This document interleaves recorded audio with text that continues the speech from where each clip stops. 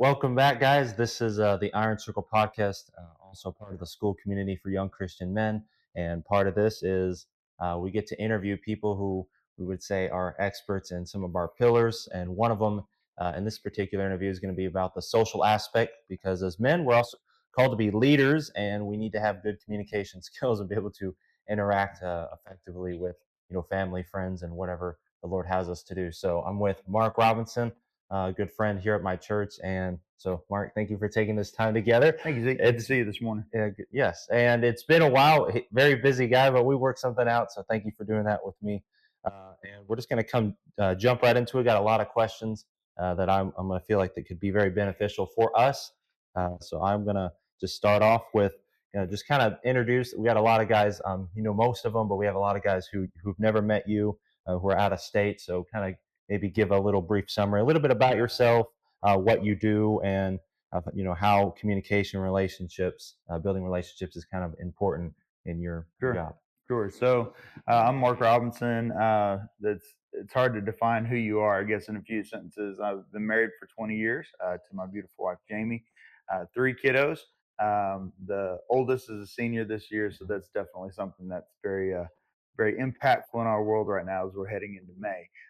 So I'm an external affairs manager for SWEPCO. SWEPCO is Southwestern Electric Power Company. And so the question, what does an external affairs manager do? I get to work with our elected officials as well as our chambers of commerce, economic development, corporations, and so many different spaces where communication is key. And I can get into my background a little bit later, but communication is really at the top of pretty much everything that I do. And so hopefully I'm skilled at it, because otherwise they shouldn't pay me. Yeah, and honestly, when I first met Mark, we didn't like when it came to SWEPCO or external affairs. How does how do you get into that, or how did you stumble into a job of communications? And you didn't did you just naturally come to it of just communicating with people, or and then you stumbled into the job? Yeah. So it was definitely probably unorthodox the way that I became an external affairs manager. I got to give some credit to several of my mentors: Julio Reyes, Sarah Bodner, Peggy Marshall was amazing. All of them encouraged me to do several things, and so it started out as worked at a telemarketing corporation. Scout, stop licking his hand. Okay, you want to be a part of this interview, you got to be good. Okay. All right. I was like moving my hand. Stop, bro. At the end of the interview, I'm over here. All right. He likes your lotion, whatever it is. So I went to Bible college, basically to give God a chance to call me into ministry. I would argue that He did, but it's not the traditional. It's definitely not in being a missionary or a Christian school teacher like both of my parents are and were. So it's definitely okay. So we get done with Bible college, all right. Yep, yeah. So they encouraged me. I had my bachelor's from Texas Baptist College, and they said, "Hey, you need to probably go back to school." What they recognize is that I had some natural ability to communicate. I was working at a transformer repair shop, and so there wasn't a whole lot of opportunities to get out and speak, and it definitely was not that role. It was a very hands-on role. Think of draining oil out of units. Think of turning a wrench and doing that type of thing. So speaking was not necessarily, but they noticed something. They recognized that I had a natural ability to do that. Said, okay, you need to go back to school. So I went back to Texas A&M Corpus Christi, finished my master's there, and what is that degree in? Business administration. Okay. So it created more opportunities. Got Julio Reyes, one of my mentors, and now one of my friends, recognized. We was in an employee meeting, and he pulled me into an executive meeting and saying, "Hey, we need field representation here in this meeting. We need to understand kind of how the decisions that we make in executive level, how they impact our frontline employees."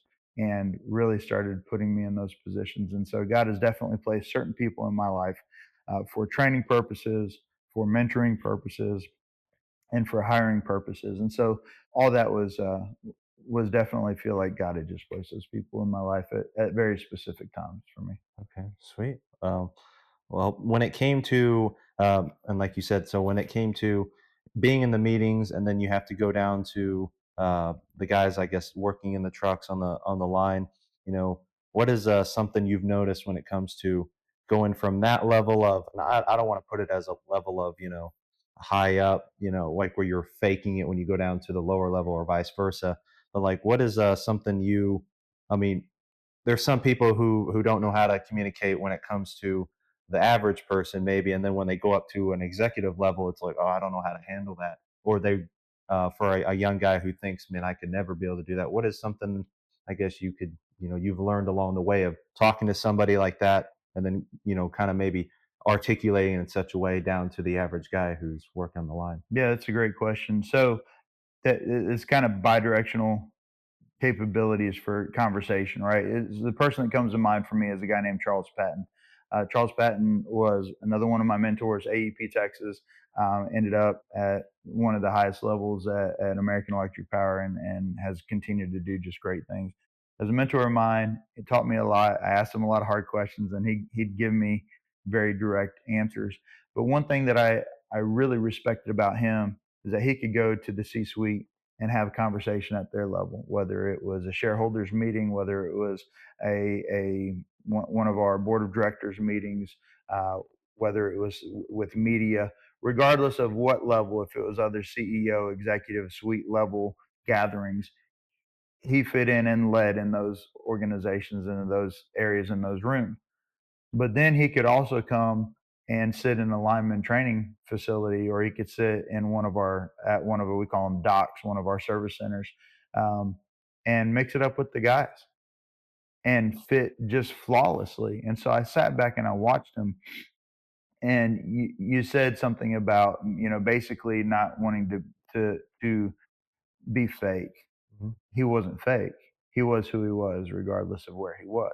He would change his vocabulary. So when he was talking with Lyman, he wasn't using those $1 million words, but he also was not demeaning them. Mhm. He was just speaking in their language. And they called it the platinum rule, which is communicating with others how they want to be communicated with. Outside of, changing who you are, a good leader has the capability to range their communication based on the room that they're in, right? It doesn't make you fake. It just means you're trying to serve the person. You can come across even more fake if you're using those $1 million words in a setting that will sit back and honestly, our line workers, our linemen, our frontline folks, if you start saying that, and they're going to make fun of you. That and that's okay in our industry. It's like, what? Who do you think you're talking to? Like, bring it down to where I can have this conversation with you, because the last thing you want to do is be offensive when you're having that conversation. That's on both sides. That's why I would never say you want to dumb it down. That's not what I'm saying. I'm saying use the vocabulary and the vernacular of the person that you're talking to. Make sure that they understand. Keep them from having to ask what other people would call a stupid question. And so, I mean, for example, we use a lot of acronyms in I'm AEP SWEPCO, right? American Electric Power, Southwestern Electric Power Company, right? We have we got a whole book of acronyms. But if I'm talking to our customers and I use those acronyms, if I say even a word, transformer, a lot of them think that's that car that comes apart on the movie and Yeah, yeah. saves the world or destroys the world, right? No, that's a device that takes higher voltage and transforms it into lower voltage. But if I just say it to my customer, I lost them by just saying transformer. They have no idea what I'm talking about. Most of them, Mhm. and so being conscientious of the room that you're in, the person that you're talking to, and taking the time to say, hey, let's make sure that I'm removing acronyms. I'm removing that mystique, right? And then I'm not trying to put on airs. Um, the other, as you go into an executive space, there's a couple things you need to realize too. Is number one, they're just people. They're just people like you and I. They may have six additional zeros behind their bank account than you and I do. They're just people. Mhm. They've got kid problems, they've got health problems, they've got, relationships in their life. They are both good and bad. They've got dreams, they've got desires, they've got goals, they've got everything you and I do. They just come at a different price point, right? Mhm. But they only want to be treated. Most of them, 99% of them, just want to be treated like you and your friends, right? And so spending time with them, making sure that your conversation with them is much like you would have with your friends. Of course, having the right amount of respect and you know, kind of tipping the cap to where their office is. That they're not necessarily your buddy, but they do want to be your friend. And so come at those relationships with knowledge, the right vocabulary, and a little bit of respect, and then they'll be your friends too. Mm. And I want that phrase you said, communicate how they want to be communicated with. That I can't remember where I heard that from, but I heard it from somewhere, and it kind of makes me think of kind of a little elementary example. But same thing when I teach kids, I'm being authentic with them. I'm not being fake, although my the way I communicate is on a much lower level, because the message is still the same. The way it's almost like what a transformer is. I'm taking a lot, and Right, I'm putting it down to something they can handle in their little outlet, if you will, right, a little. And so I like that way because same thing with customers. In the roofing business, I can throw out a insurance term or ACV policy. They're like, what's that? And yeah, and you can act all but you're going to confuse them, and then it's like, okay, I don't want to talk to you. So right, I like yeah, that. So what are some uh, body language. So when it comes to body language, you're in meetings, and we'll probably get into maybe a little bit of I'll throw in body language and maybe how you're dressed, I guess, sure, appropriately. I guess overdressing or whatever the case, or underdressing, or just kind of being aware. So when it comes to body language and presenting yourself with okay, the executives or shareholders, and then you go to a lineman, or if a guy's in ministry or going to a job, what do you think a young man needs to be aware of when he's going to? I would say we're going to go with interviewing or to in a leadership role. As far as something a young man we're going to be doing, those are some things I think most of our guys are doing, either working a job now or trying to move up. A lot of them are in the places they're in that I've had conversations with. So when it comes to their body language and how they present themselves, is there anything that you've sure. noticed in the years? Well, I mean, so yeah, the world that I currently live in, we have a lot of events, and Mhm. there's Texas black tie. Well, what does that mean? Formal, actual black tie, tea party, business casual. There's all sorts of so number one is ask when you're going to go to an event or you're going to be in a room, ask somebody, hey, what's the dress code for this thing? If you've never been to one, or do what I do. And I'm going to an event for the first time that's been in some type of arrangement for the past several years. Is the fourth time I go to their Facebook page and I look at the pictures from the last year and see what people are wearing, because you don't want to be underdressed for sure. If you have to lean on one side, be a little overdressed, but you also don't want to be the person that's wearing a tuxedo to working man's event. Yeah. You really don't want to be that person. Mm. You will lose the room on both sides. You also don't want to be the person in t-shirt when everybody else is in a tuxedo. And so, you want to represent, whether it's your company or your church or your organization, if it's a nonprofit organization, you want to represent them well. It's not as much about you representing yourself well as what are you there for? I've seen there was a guy in South Bend, Indiana, and it's interesting that this even came to mind here is an illustration of finding something that makes you stand out. It's okay. Mhm. There was a guy in Indiana. He worked with one of the elected officials' office. He wore green Converses everywhere. He was a Notre Dame fan. Wore bright green Converse shoes everywhere. Weddings, church, working out in. You'd never catch this guy without his green Notre Dame Converse, Chuck Taylors on, and it stuck out. But it wasn't tacky, it wasn't ugly. It was very professionally done, very well done, and that's something that can make you memorable. So whether it's red socks or green watch or white glasses or whatever, you can have a trademark. You can have something that makes you stick out. That's fine. Mhm. Just make sure that it's clean and make sure that it's if it's for attention, just make sure that there's a purpose behind the attention. All right. And yeah, body language going into a room, just being confident. You can tell when somebody is afraid of a room, and I think we'll probably get into that a little bit. But your how you're dressed or your attire is so much more than just the clothes that you put on. It's your attitude when you go into a room. And I look forward to having a little bit more of that conversation. But you're putting on more than just clothes. You're putting on a mindset of going into a room and saying, okay, this is going to be a good event. We're going to, go, whether it's network or building relationships, putting on a mindset while you're putting on the clothes. And so that's why you have to be comfortable, right? If I am not dressed appropriately for the event that I'm going to, Hmm. I am naturally going to be uncomfortable in that room.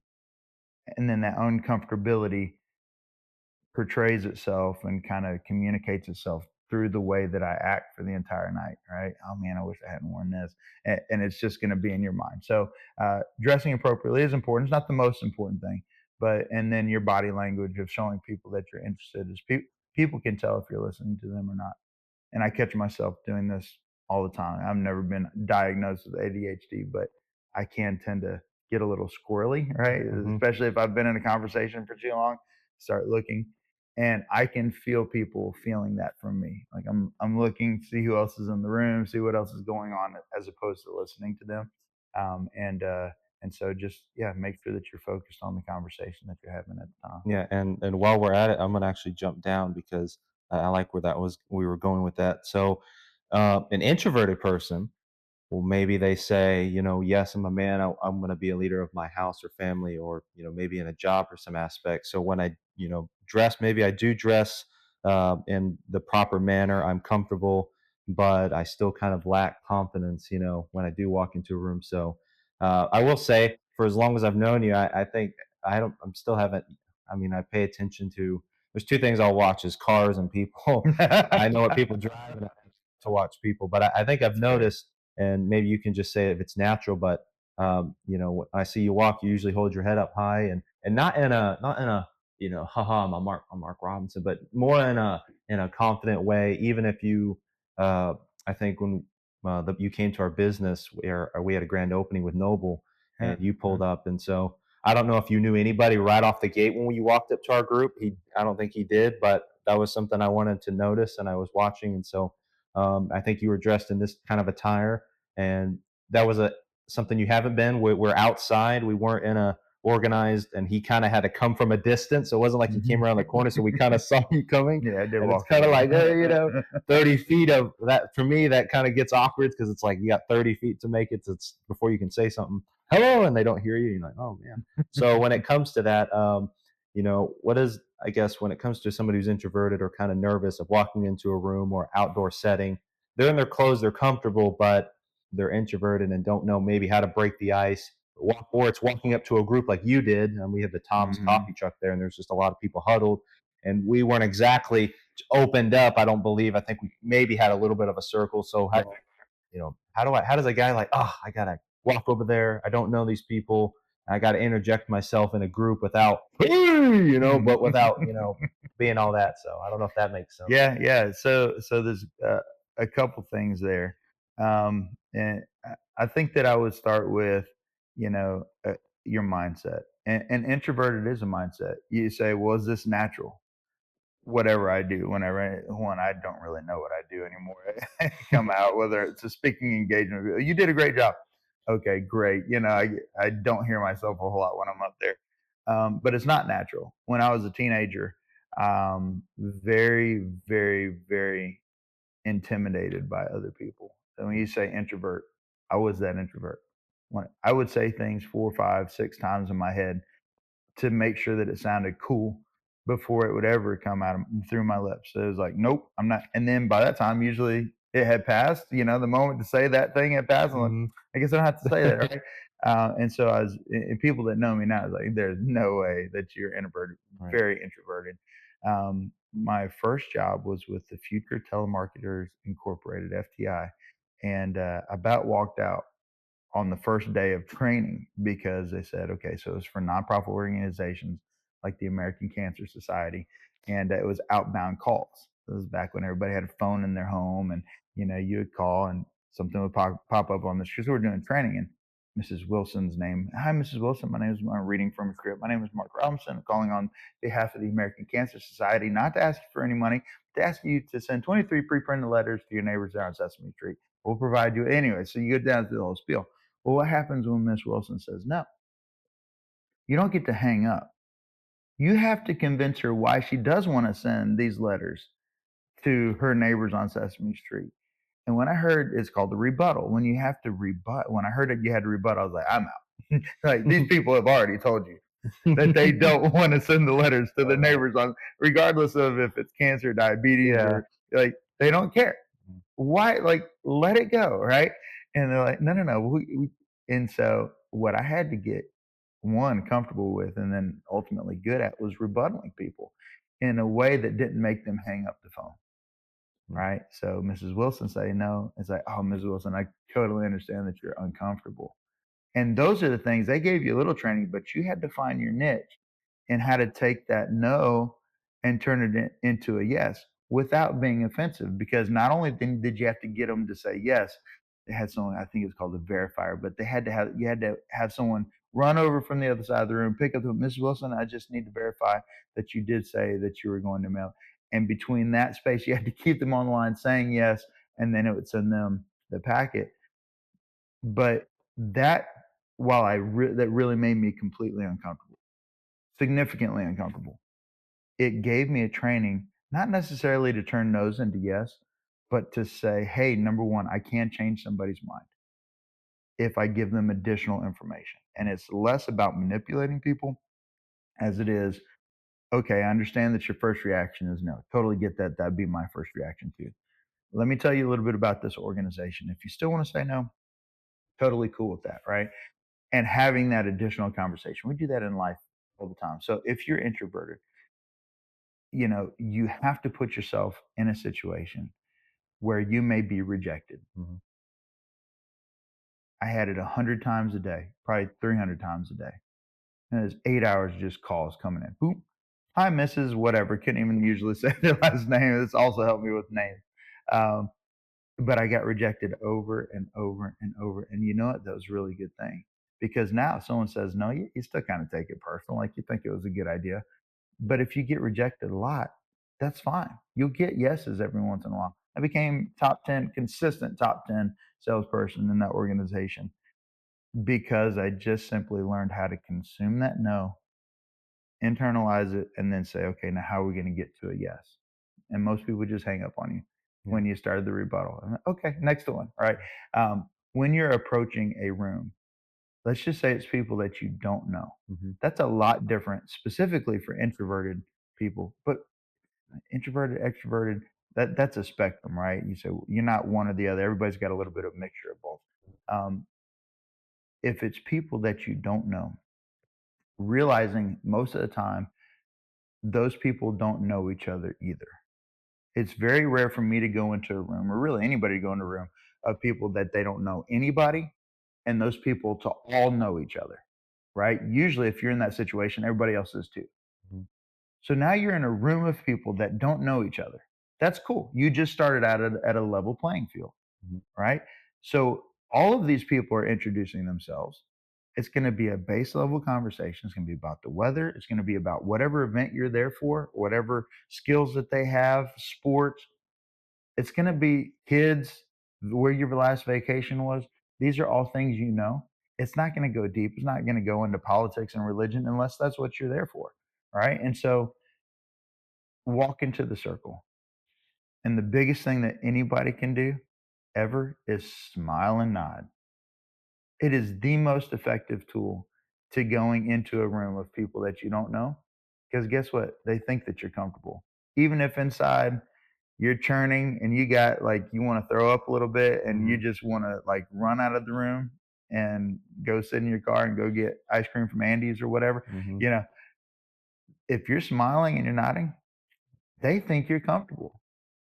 And And sooner or later, you will be comfortable. So you walk up to these 8 people in a circle, and you're sitting over there with your donut that you picked up from the corner and your orange juice, and you're like, "All right," you just have to make up your mind.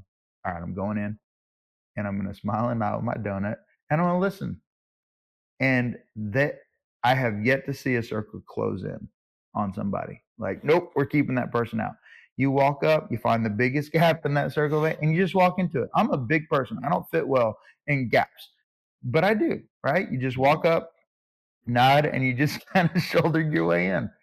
And then sooner or later, once that person gets done telling their story and this person does an introduction, everybody is going to look at you. Hey, who are you? And then that's when you say, "Hey, I'm Zeke. I'm from XYZ. This is what I'm here for." And then reflect back, and then you're part of the conversation. Mhm. And you can walk out of a circle just as easily. Hey, gotta go, and it's not weird. So it's more about your mindset.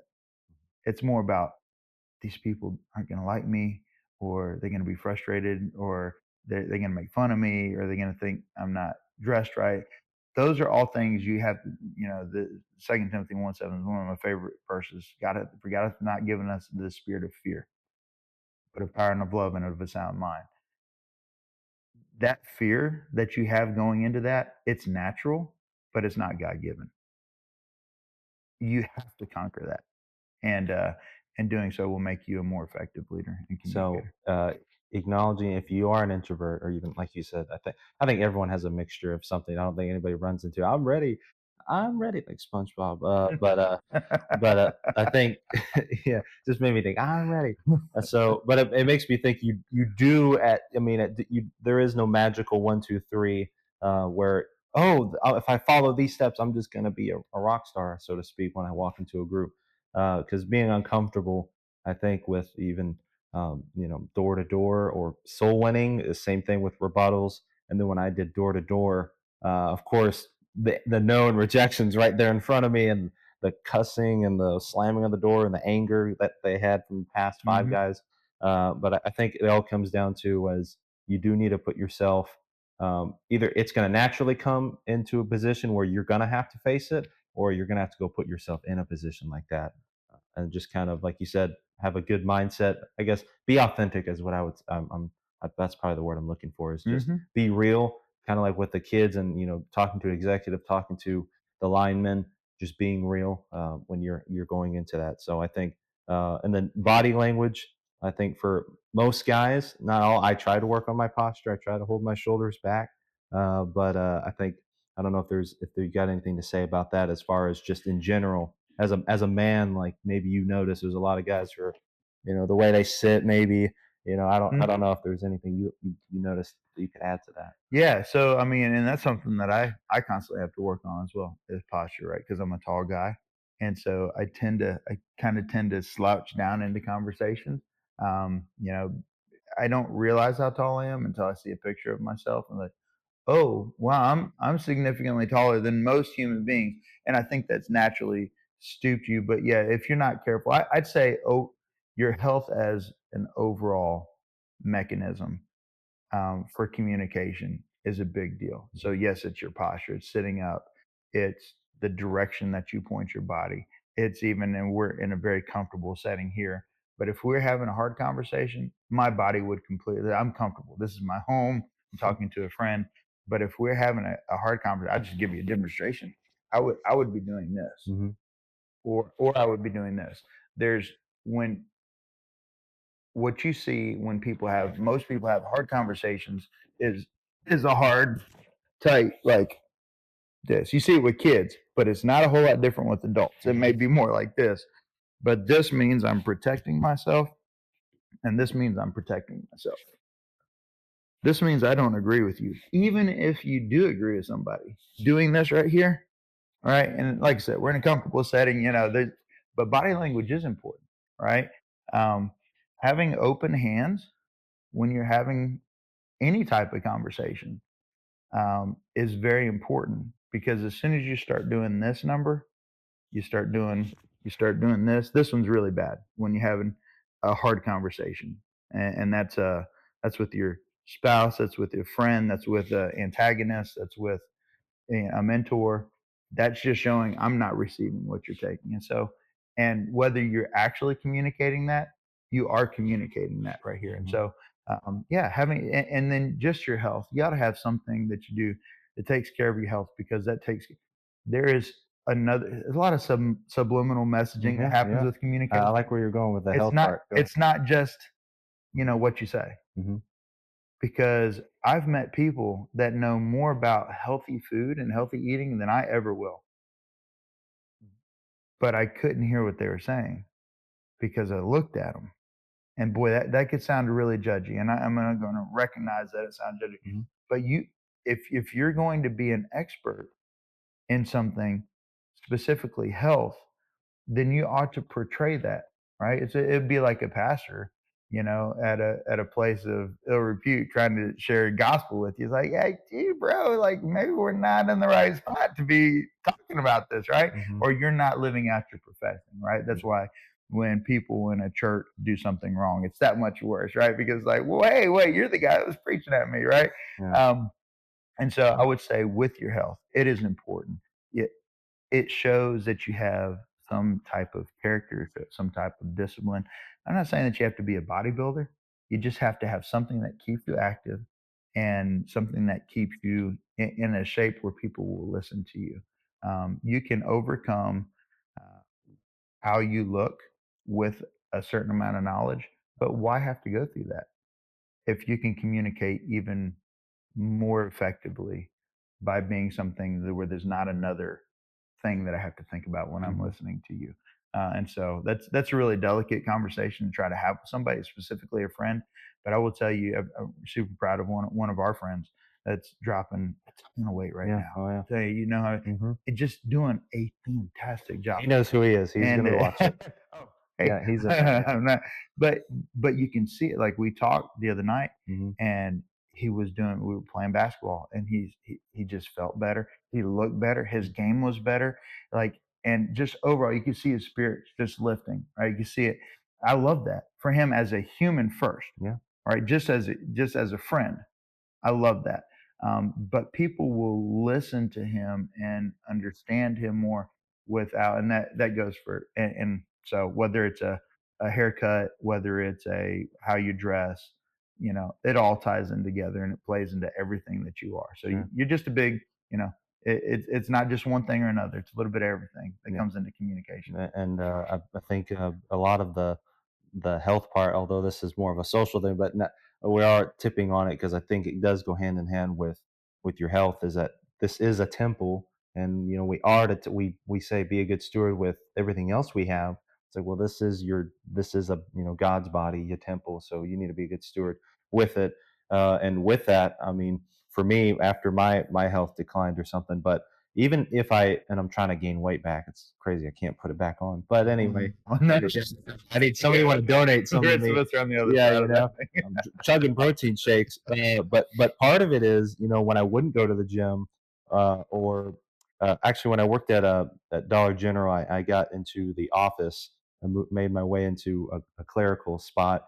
And one of my job functions was running the window, so to speak. So any and it was a huge warehouse, so I had to deal with the ones who were high as a kite, the ones who were, probably going to go somewhere. They weren't going to be there long because I could see something special in them. Right. So I'm talking to those. I'm talking to management. I'm talking to the one on the very, the bottom who's telling me his terrible plans he has for the weekend.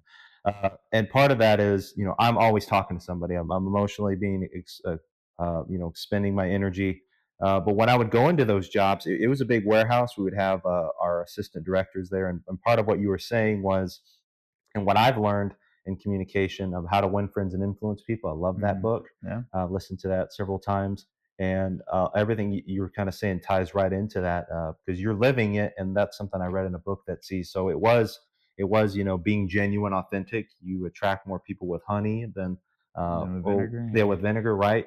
And so something I started doing at a young age was, I started dressing up a little bit more. For that was more of self confidence for me. Sure. Of course, when I wear my bright orange jacket at church, I love doing that. I love, that's just my style. I like watches. That's just what I do. But dressing up more, but I also knew my health was a factor. So when I would start going to the gym, does that really make a difference? It really does. Well, one, for me as a human, I'm doing the right thing, taking care of my health, and I get better self confidence. And then, like you said, when you meet somebody who's I mean, there's been some people I've disagreed with some things, but when I see that they're disciplined in something of that nature, Right. I have some respect to it, and I'm like, you know what, they've actually dedicated to something, and I kind of give them an ear of what they have to say. So I think of taking care of yourself, a good haircut, good hygiene. A lot of guys they don't care how they dress; they're just Right. I'll go to. Oh, I mean, when I was a kid, I'd go to eighth grade, I'd go to a doctor's office and slacks and a button. That was just not saying you have to do that, but I think as men and as Christian men, I think we're to be set apart and look a little different. So, yeah, I kind of think those are big. Oh, jumping back to body language, we talked about how having hard conversations. I'm not sure how many you have to have necessarily. I don't know if you're over anybody, but I'm sure you probably have to run into somebody who's pleading their case as you plead yours. Hmm. And sometimes it might be a headbutting, whether that's a one-on-one or whether it's in a group setting. What are some things? Well, we talked about body language, but what are some things when it comes to having a hard conversation that maybe you're like, okay, it's going to be a conversation with, a family member, a friend, or in business, and there's some things on your mind that you make sure you're aware of that you're going to do and what you're not going to do when it comes to those. Sure. Yeah, we have hard conversations every day in my world. Mm, Yeah, I was thinking about one yesterday. Cannot get into the specifics about, but it's the best way to have a hard conversation with someone else is to not talk. And I don't mean not have the conversation; it's to listen first and foremost. We've had hard conversations, whether it's family or friends or work, and where it worked out best, not just for me, but for everybody, is when I shut up and let other people talk first. It does a couple things. Um, Being quiet at the beginning keeps you from showing your ignorance too quickly. And I mean that for me. Because when other people talk, what are you getting? You're getting information, right? mhm, You're hearing other people's sides, and you may very well change your mind while other people are speaking. If you're the first person to speak in a disagreement, you may be the wrong person to be speaking. And you may have had the opportunity to change your mind if you would have listened, but now that you've put your statement out there, mhm, and this is where I stand on this, now you have to defend that, as opposed to, not many people, and I really love people. Is one of God's greatest capabilities He gave to humans is the ability to change their mind. But if you have already stuck your flag in the ground and said, "Hey, this is where I'm standing on this issue," and then someone else, 2 conversations later, says, "Hey, did you think about this?" And it was something that you had honestly never thought about. mhm, And had you thought about that, you would have changed your mind on it. It was just information you made your best decision with the information that you had at the time, which is what we do all the time.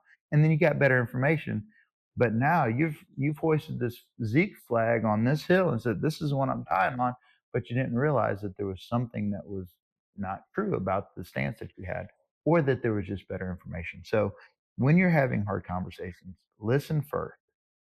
Now, someone's got to talk first, right? But listen first if you can at all. And usually, if someone's approaching you with their problem, it's good to listen first. One, you get better information, but two, you allow somebody to get something off their chest and vent. And on the customer service side of things, what I realize is some people just want to be angry for a little bit because nobody's listened to them yet. mm, Literally, that's all they want. They just want to feel like someone's listening. right. Ultimately, they want something taken care of. But the first 2 minutes of most of my hardest phone calls are me getting yelled at, or like you said, cussed at, you know, insulted, your company this, or your church this, or your political stance on this, or Mhm, whatever that could be. yeah, The first 2 minutes may just be yelling and screaming. And it's like, okay. And if you can maintain that, and you don't have to.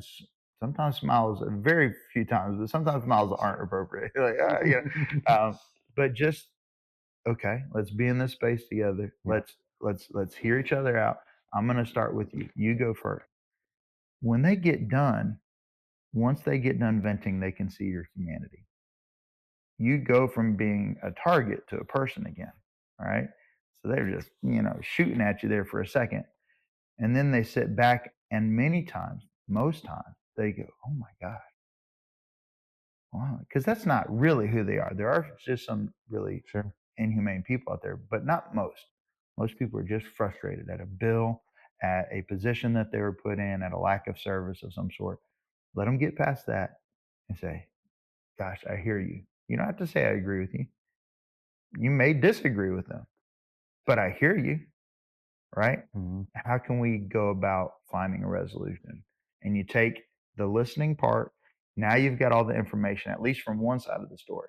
Now, if it's about something else that you may need to go and get more information, but at least you've got everything that they feel in their world. And then if it is with you, you understand your side. Okay, now we can figure out where's the right place to be on this. And you may even leave disagreeing, but you don't have to leave angry. Anger happens when neither party listens to each other. And so, there's the levels of listening. I've talked about that before, but it's the listening to understand. There's that's really one of the highest levels. You can active listen, but listening to understand where someone else is, or you can listen to argue, right? You can listen to tell your story, right? Mhm. Which is one that I think almost everybody is like.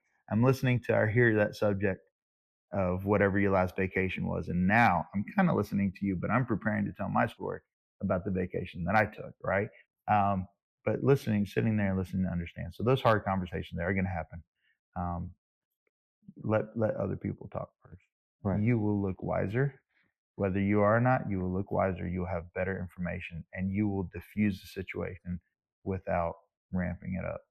Sure. And basically, I think the Bible said, even when somebody like, you know, even when a fool keeps his peace, he'll look a little more wise, and you'll Hmm. kind of save yourself from jumping the gun. And because I think most of the time, for us, for I think men in general, unless feminine, no, I'm joking. Unless most men are disagreeable, I guess you could say, are just meaning, when something comes to fight or there's a cause, the men are the ones to stand up. We're more of the pushback, and so I think in some ways it'll come out as we're just ready to gun ho and argue. And I got brothers, so we're Yeah, keen on you're a group of argue, brothers. yeah, argument.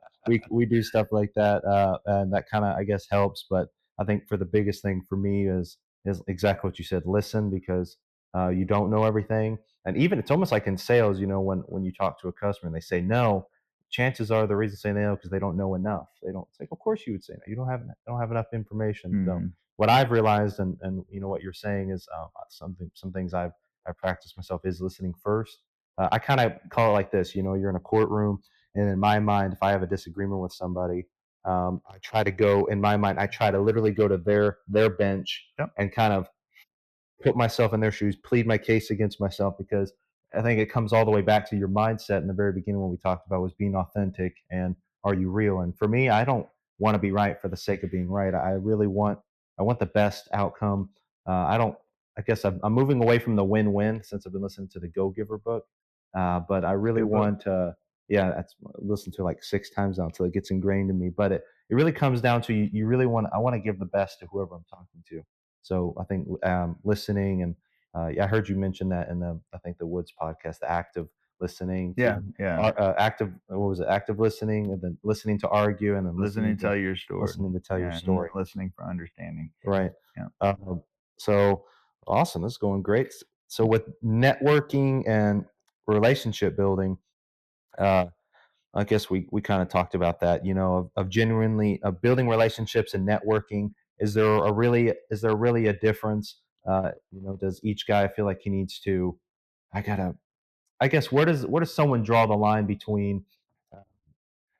Because this kind of happens in sales as well. Like, where do you ever find yourself? I'm here to make relationships. Mhm. I'm also here to network. So Mhm. where do you draw the line between like I don't want to be fake, but I also want to build a Yeah, relationship with you. So how do I seem, genuine, but not yeah.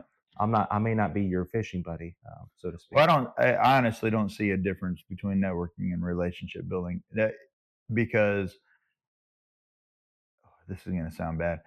I wouldn't. That's the second time you Zeke's like, said. ooh. Soundbite. There I we go. wouldn't want to do business with somebody that I wouldn't want to have a relationship with. Mm, Like, and I understand there may be very specific people in the industry that you have to have, sure. but you would want to build a relationship. It's like, would you do business with somebody that you don't trust? Hmm. Well, if I trust them, then I'm willing to have a relationship with them. And so, one of my mentors, I got a bunch of mentors. Hmm. I would highly suggest for anybody listening, that you surround yourself with people that are way smarter than you. And there's a bunch of them out there. Trust me, it doesn't take much searching for me to find people that are much more intelligent and gifted than I am. But he said make friends, because in his world he was a lobbyist. Um, I thought that he networked. He's like, no, I make friends. He said that's how you get things done. He was in Austin. He's like, that's how you get things done in Austin. Make friends, and they know if you show up when they're sick, if you call them on their birthday. He's like, that's what I do. He's like, not just about going and visiting a staffer and taking a piece of legislation and say, hey, this is important and this is why. I said, no, no, no.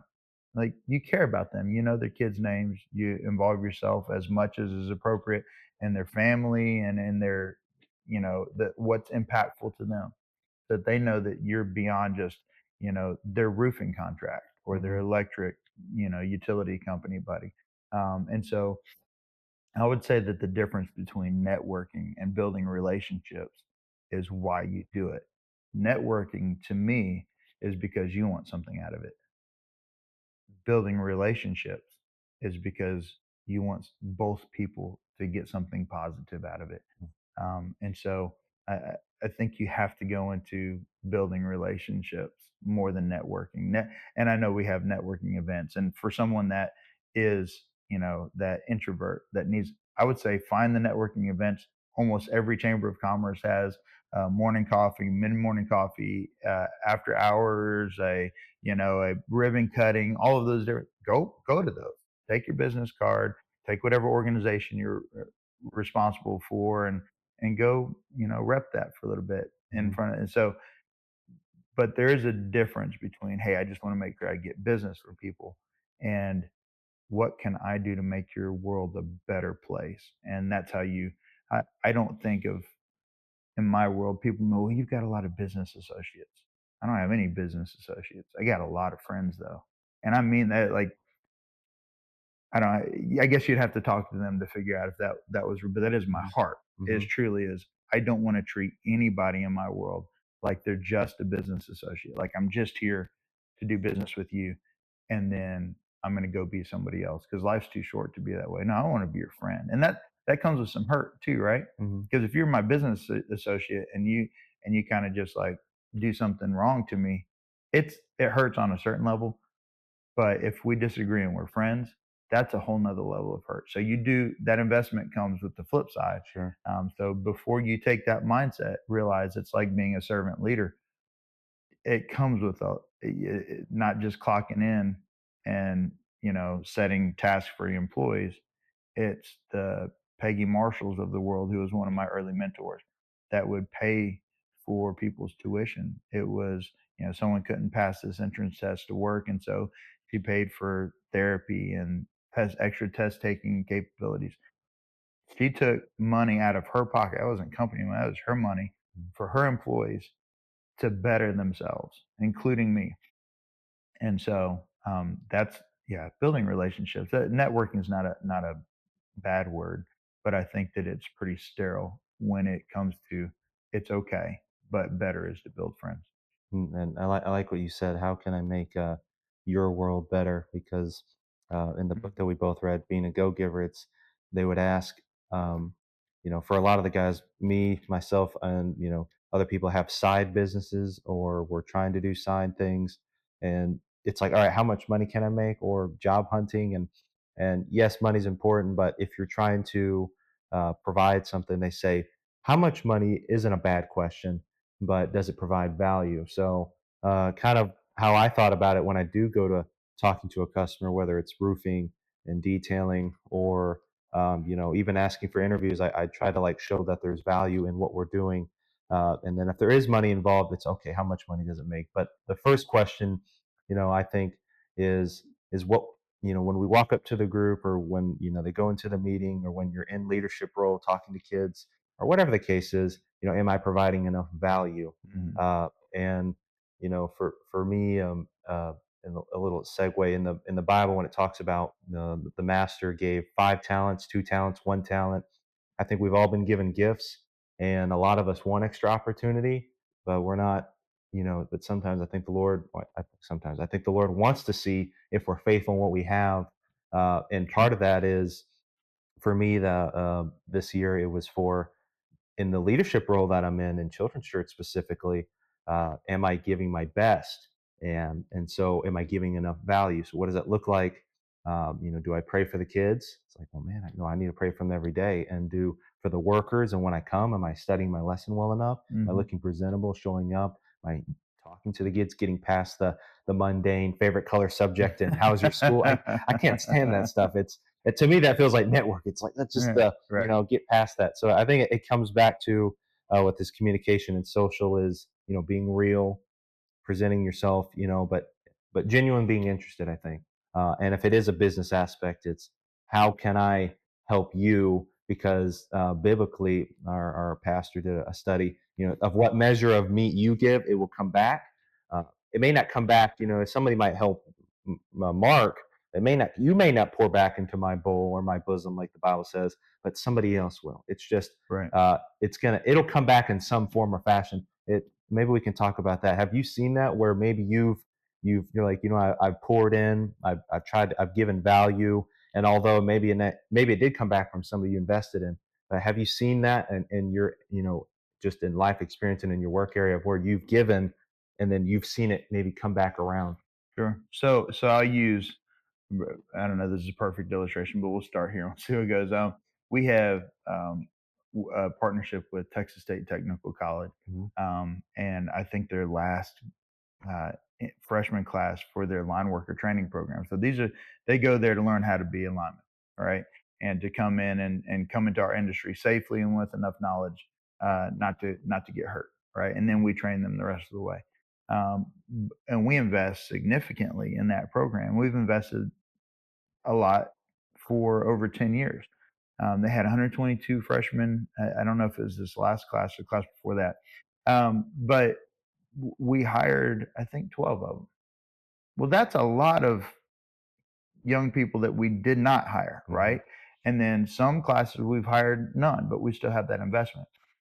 Well, why would you invest in that if if you're not going to hire all of those people, or can you just have scholarships for the ones that you're going to hire? mhm, And the way we look at it is, as an industry as a whole, we're going to be working with those line workers at some point. It may be on a storm. We're doing mutual assistance. We may be in Indiana working a snowstorm. We may be in California working fires, right?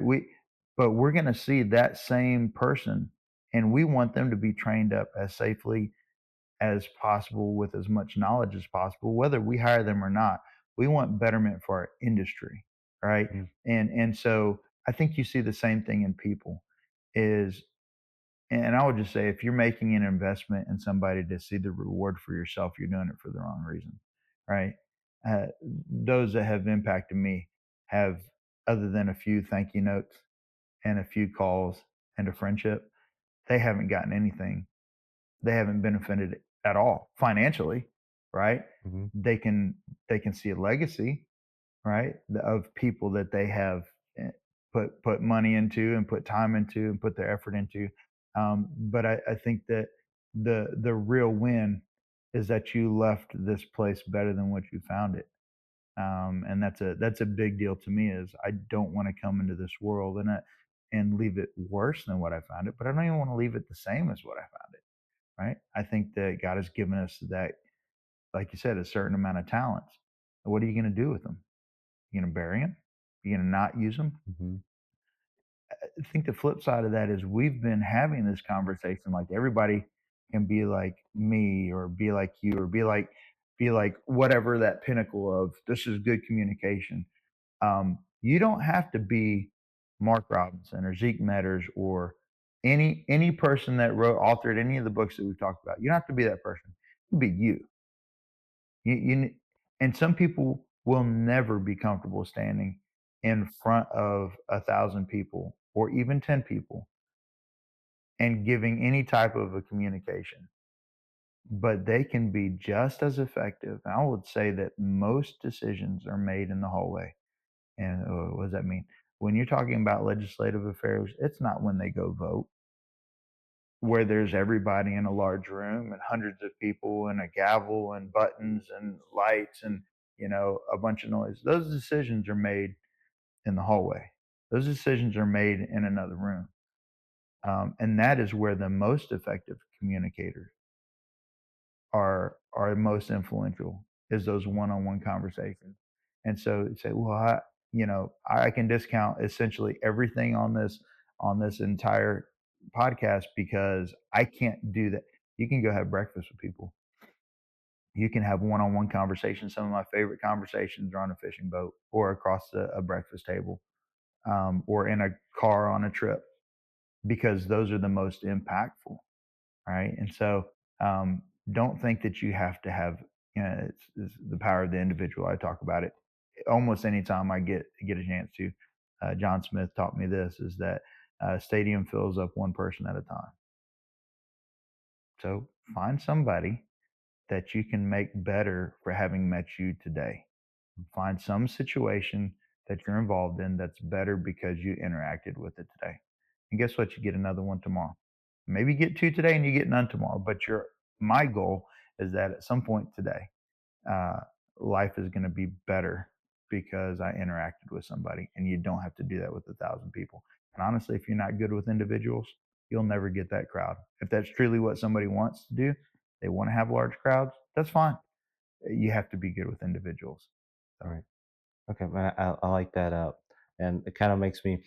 We at the very beginning, you said John Smith. He's one of my mentors, um, spiritual mentors. Our pastor did a singles retreat, and he said, "I feel sorry for anybody." I didn't understand what he meant at the time. He's like, I feel sorry for anybody who doesn't have, a Paul in their life, a spiritual mentor. And it wasn't until this spring, New Year, that it kind of clicked with me what it mm, meant, because for me, I kind of look at the world in laws and principles, and you reap what you sow, and of how the Lord works and how He set things up, how the devil works, and we don't wrestle against our flesh and blood. Like, what is a lie? What are principles?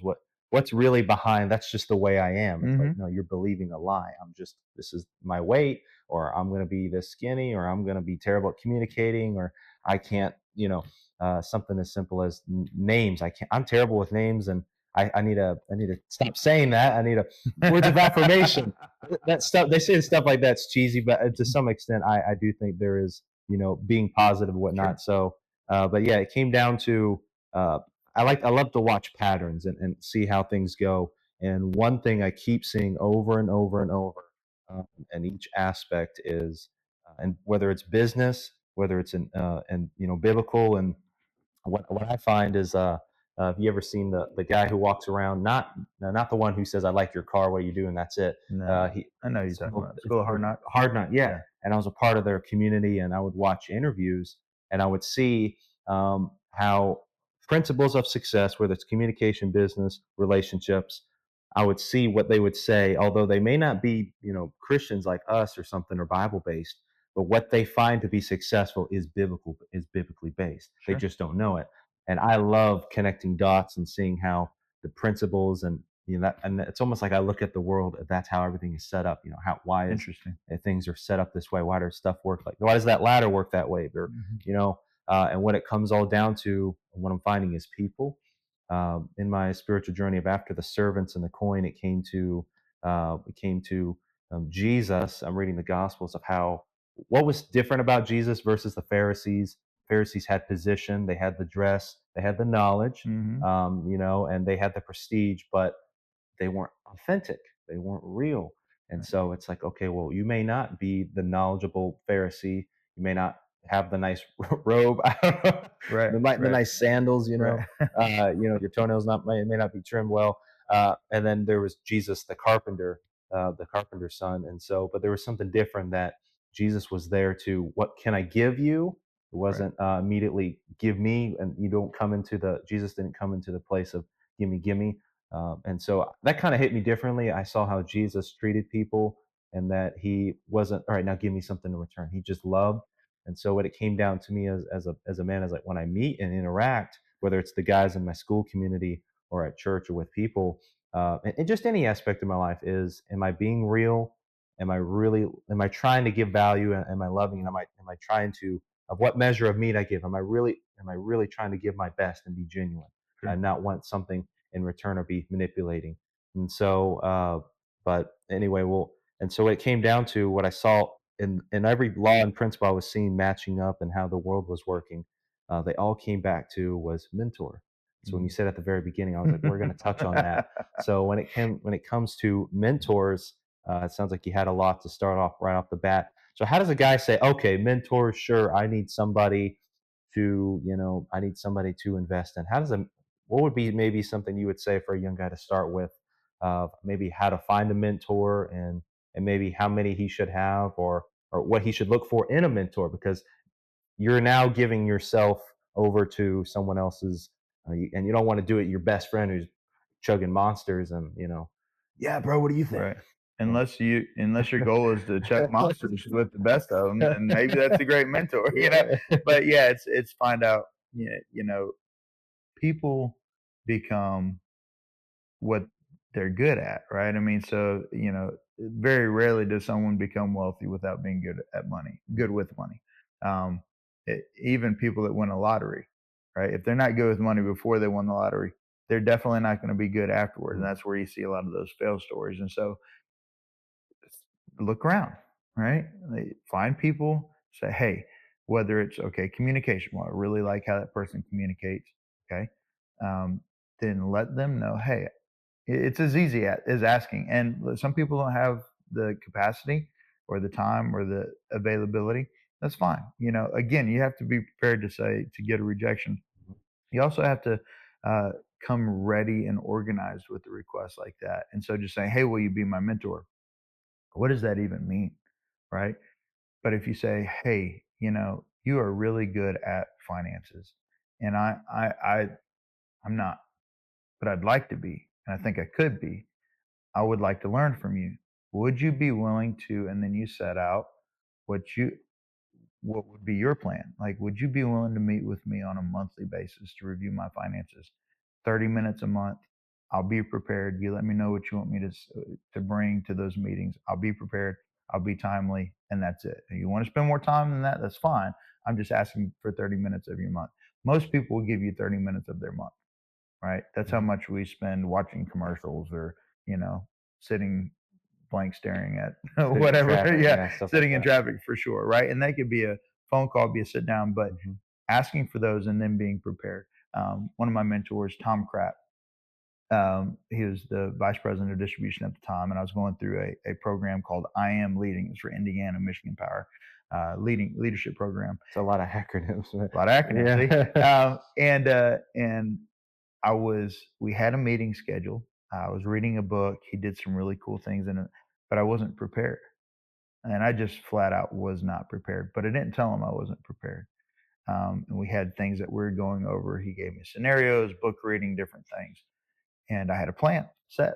And I came in and he looked at me and he's like, "So what are we doing today?" I said, "Honestly, I'm just not prepared for this meeting." He said, "Well, I could have been doing something else during this meeting." And man, it hurt because it was true. Right? I was like, and it was I never felt like I was a bother or a burden to him. But at that point, I realized, if you're asking somebody to do something for you, Mhm. it's usually because they are doing it better than you are, right? By definition of a mentor, you shouldn't ask somebody that's not doing something very well. But that also usually means that they're pretty busy Mhm. and they're probably have so when you approach somebody to be your mentor, understand that you've really got to do your best to give them the respect that other people are giving them, right? Someone gave him a vice president role, and I came at him like he was my fishing buddy for that moment. And he's like, let's just reschedule for next month for our next meeting, and don't be unprepared again." It was a great learning lesson for me. Yes, sir. Man, I'm sorry. I walked away feeling like a failure, but I needed that to realize, and it was a great level set for me, is that leadership will give you mentorship, but only if you approach it with the right respect. Otherwise, don't ask. And so, only ask what you have the capacity to give, and then find the right people.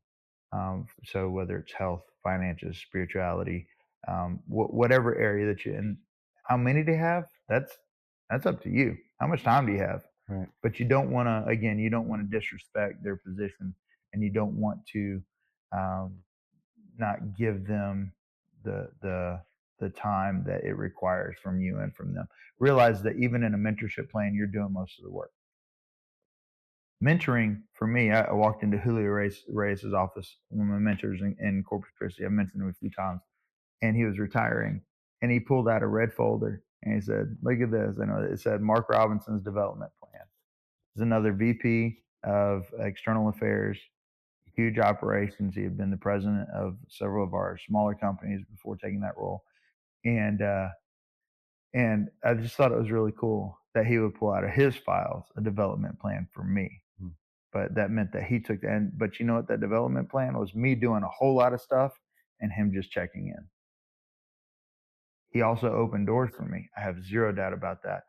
But ultimately, it was him saying, "Let me just see if you're willing to do this." And so, if you're seeking a mentor, do not ask from them, right? Don't ask for information, but don't ask them to do your work, right?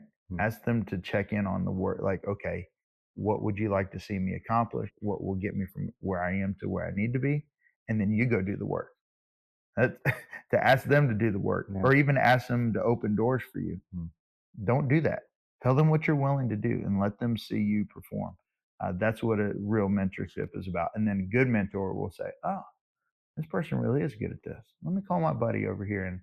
And that's when that, but don't ask them to do that. Oh my goodness, don't do that. Yeah. Okay.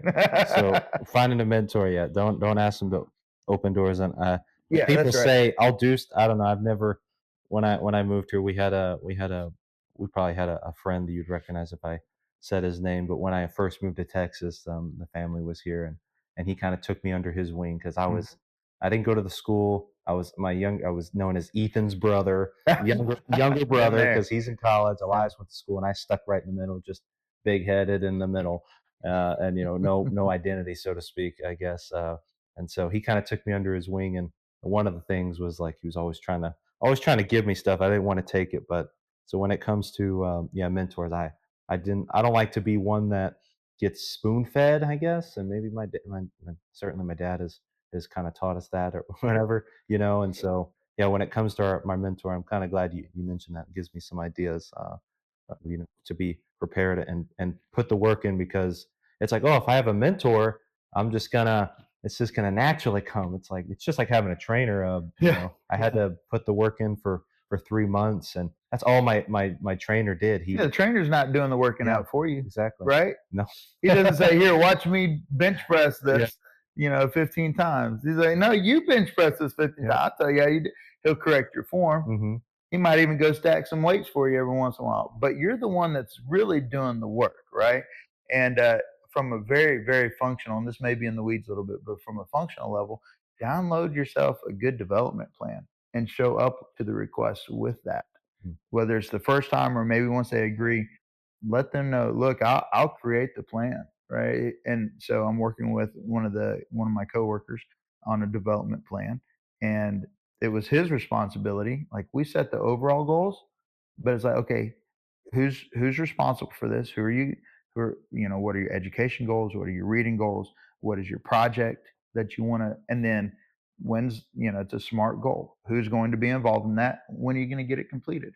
And then I have, it's called coach's notes, but then you have, okay, this are notes that we're going to kind of keep track throughout the year. The 2025, this gentleman is going to get this far in his education. He's going to sit down and meet with these people, read this. He's going to get this education. It's not everything, but by the end of 2025, he should be able to have a gold star on that. Am I going to school for him? Absolutely not. Am I setting up some of those meetings? Yeah, I'd be happy to do that once I see that he's doing some of this work himself, and he already is. And so be willing to, again, show up and show that you're already doing the work. The last thing that someone that's successful wants is to do someone else's work, because they know that it won't make you successful. Right? Mm. Just I love the analogy of the gym. Is like, he's not gonna your trainer's not gonna work out for you, because that means you're not going to be successful. Now, he may look better, but it did nothing for you. And that's the whole reason why we have this arrangement, right? Mhm. And so expect your mentors to push you. A good mentor will push your mentality, will make it a little uncomfortable to sit in that meeting sometimes, and that's okay. 'Cause Okay. And as we're finishing up in communication, so for leadership roles, when you're leading over, what are some things as a leader, whether it's peers, older, uh, I have I work with people who are married and who are older than me, and or I have people I talk to that have. I say we're kind of on the same level as far as our titles go, but they're well older than me, and they're married, and they got kids. And then I have people I work with in ministry who are, about the same age, different, married, so they're further in life. And then obviously, so for guys who are somewhere in the middle of dealing with, they're in a leadership role nonetheless. They're leading. So what are some things they should be aware of as a leader, and kind of the communication side of working with people? Sure. So I would say what really sticks out is to not be a novice. Now, everybody's a novice when they start out, but if you've been doing the same thing or you've been in a field for 20 years, you should know a lot about that. So I would say, in all you're getting, get wisdom, right?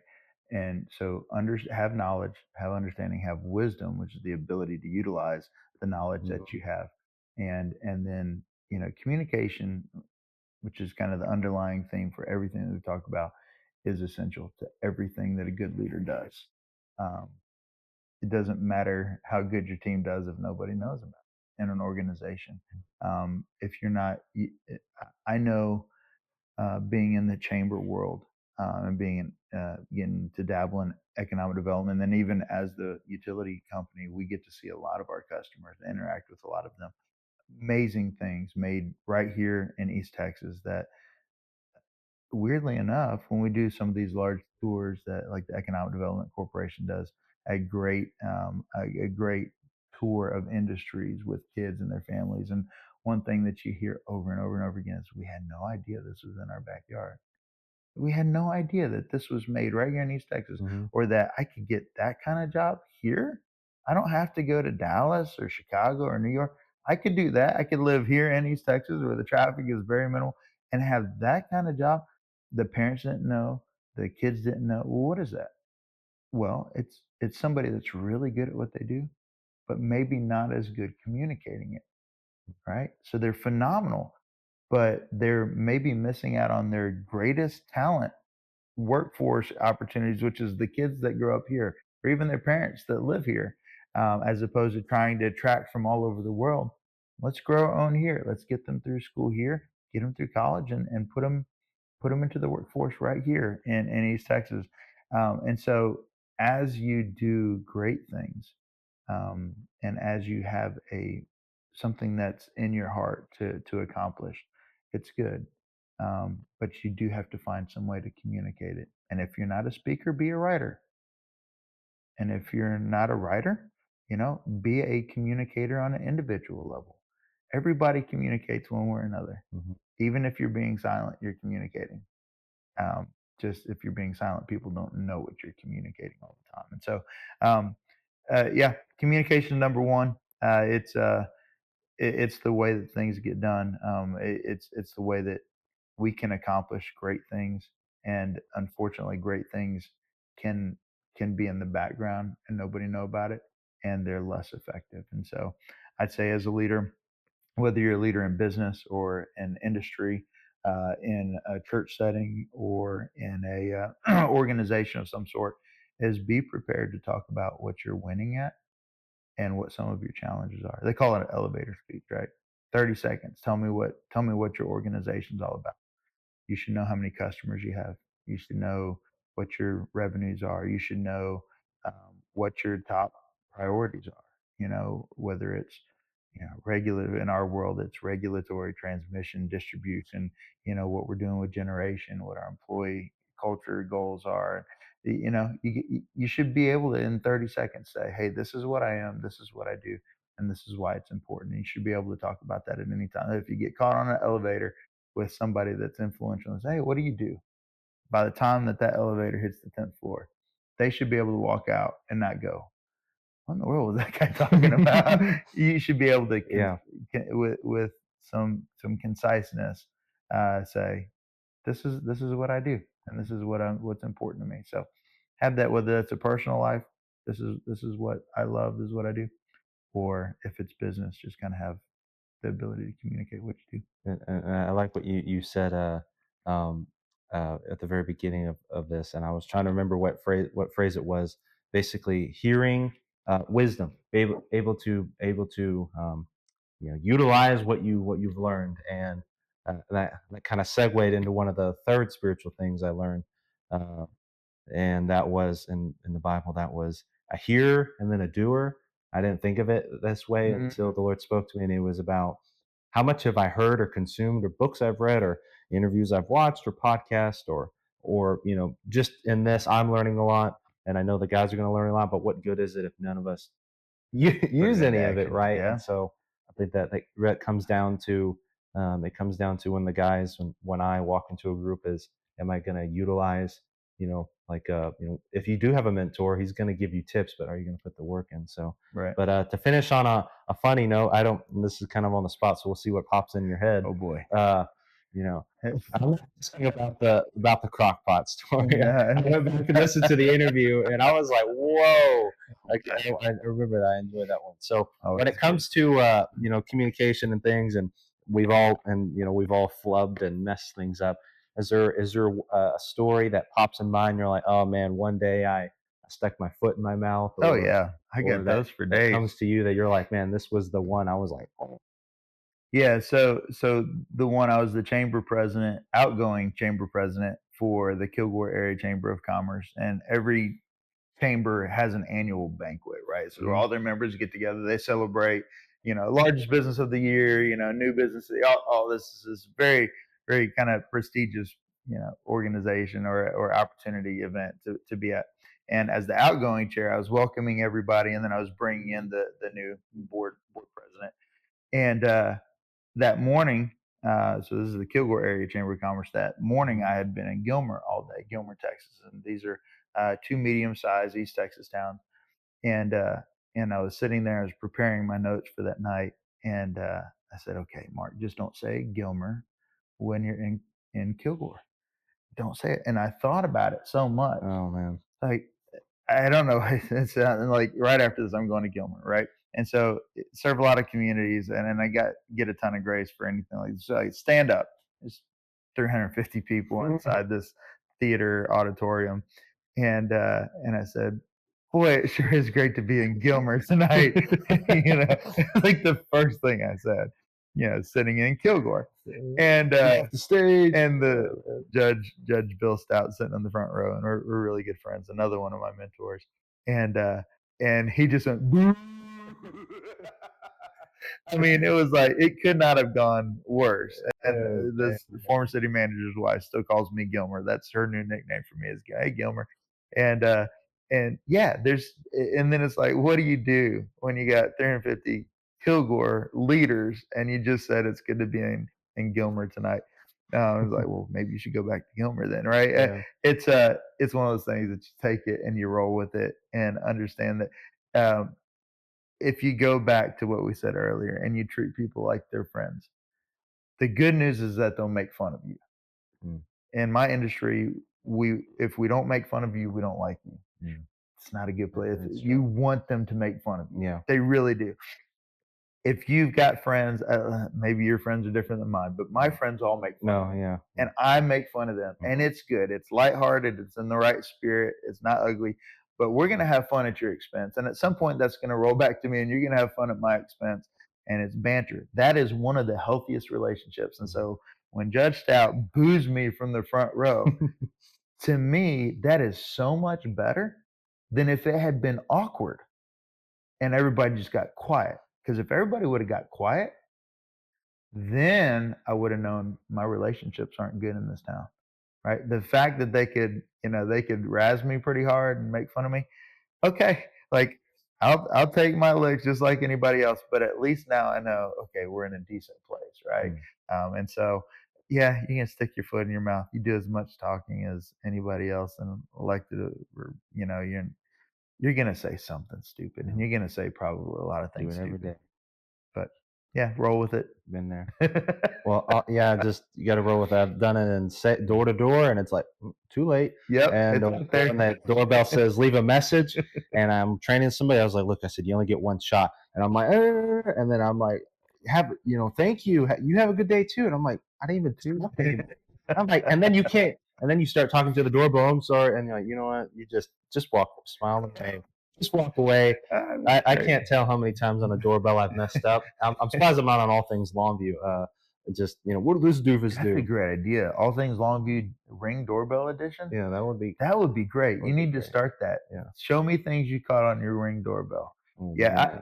I've started to voice to text so much, and I like to get the punctuation right. Mhm. And so, it'd be like, your voice texting exclamation point period. I did that when I was talking to somebody the other day. I was like, "Hey man, how are you doing?" Exclamation point. I kid you not. I was You said that like I said that like like this, oh like, my. voice to texting way too. Wow. Yeah. Yeah, you're gonna That's, get it wrong. It's funny. yeah. Just roll with it. The more embarrassed you are, I think about this like from the singing at church. Sometimes you make a mistake, you just got to get through it. You just got to get through it. And if you sit there and there's the try not to make mistakes. Try to make things go as well. Practice. Make sure that you're ready for that. Mhm. But at the end of the day, the mic's not going to turn on, or words aren't going to be up there. You're just going to make a mistake. Okay.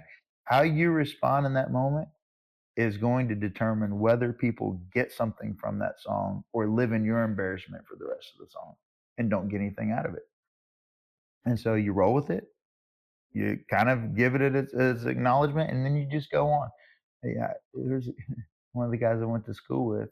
There was a quartet. It was messing up so poorly, so badly, so egregiously. It was horrible. It was one thing after another. It was like it was a train wreck.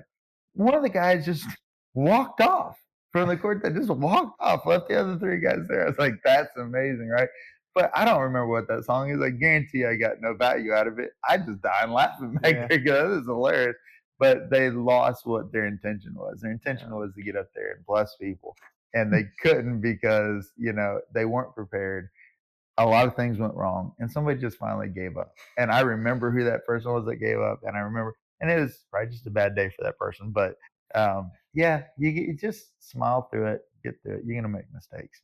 Yeah. Communications, uh, the reason why marriages can be difficult, the reason why friendships can be, because we're not perfect at communicating. It is the one thing in your life that you will never learn completely. Mm. And even if you're brilliant at communicating, you can always get better. So My mom would always say men are terrible communicators, and something would happen. She's like, "Did you I'm like, "Oh, here it comes." And it comes yeah. down to, "Did you talk or communicate?" I'm like, "No." I assumed what the other person was gonna say or what they think, and well, now the beans are. I don't know what I'm trying to say, but the Yeah. deed is done, and it's like, well, I was wrong. Yeah. Getting one, using your mouth to say what's inside of your heart is important when it comes specifically to relationships. Hmm. And that is very hard. Yeah, I believe that most of your audience are young men, and yeah, that's one of the hardest things because my tendency is to say I'd rather not talk about it. I really would, and Jamie knows that. It's 20 years of marriage. There's been a says like I'd rather not talk about it. Well, guess what? She would rather talk about it, right? And her love language is, let's get this thing out on the table. Let's figure out what it is, and then we can be done. Then she can have peace in her heart. Because if I'm not talking about it, it may not even be her. It may be something else at work that I just don't want to talk about. But guess what? She thinks it's her, right? Because her world is not at peace.